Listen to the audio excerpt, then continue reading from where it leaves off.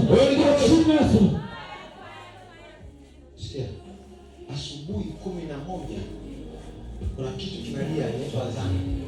Wanaposema ile azana wanasababisha angalau Mungu wa roho. Na muda ule ukishaingia azana ina maana hata Yesu ambaye sio anaenda kuswali. Sababu wanabadilisha anga Mungu wa roho kwa ile sala ya asubuhi.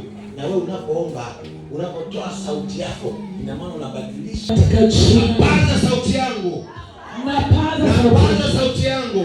Napaza sauti yangu. Nafungua anga langu la maombi. Ninafungua anga langu la maombi. Ninafungua anga langu la baraka. Ninafungua anga langu la baraka. Anga langu la utajiri. Ninafungua anga langu la utajiri. Anga langu la mafanikio. Ninafungua anga langu la mafanikio. Ninalipisha hilo anga. Ninalipisha. Anga funguka kwa ajili yangu. Anga funguka kwa ajili ya watoto wangu. Funguka kwa ajili ya uchumi wangu. Kwa ajili ya uchumi. Kwa ajili ya afya yangu. Kwa ajili ya biashara zangu. Biashara zangu. Anga linakutisha. Anga linakutisha. Funguka kwa ajili ya vyanzo vya mapato yangu. Funguka kwa ajili ya vyanzo vya mapato yangu. Mapato ya huduma hii. Mapato ya huduma hii. Anga linakutisha. Anga linakutisha. Kwa ajili ya baba wangu wa kiroho. Funguka kwa ajili ya leo nasema anga.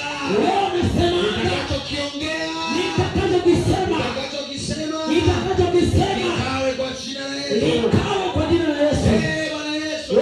Bwana Yesu. Ninawachafulia semi. Ninawachafulia semi. Nawachafulia semi. Nawachafulia semi. Wale wote wanaonipinga. Nawapiga roho ya Babeli. Nawapiga roho ya Babeli. Nawachanganyia lugha. Nawachanganyia lugha. Wakauane wao kwa wao.